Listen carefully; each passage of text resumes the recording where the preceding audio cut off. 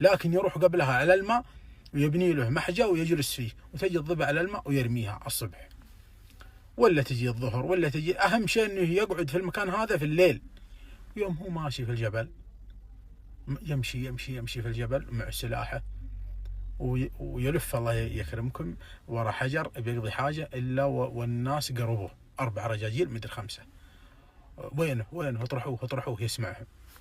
هو يروح قدامهم ويلف عليهم بالبندق، قال ارجع انت وياه، وش تدورون؟ قالوا احنا ما نبي بك شر، ما نبي بك شر، احنا بنجي نساعدك، انا بك تعلمنا على الرمي مدري كيف. يقربون منه، يقول هو يذهب البندق، قال والله يا واحد يقرب اني لا ارميه عليه واني لا اذبحه، يلا توكلوا على الله.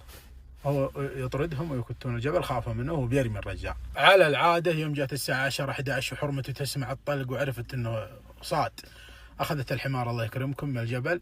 يوم جات وهو رامي 2، يحملونها على الحمار ويجيبونها في الفريق، وينادي الله يحييكم على العشاء، الله يحييكم على العشاء. تجمع عنده الجماعه ومنهم هذا خوياه، وسووا العشاء ويطبخون في العشاء على النار ذبيحة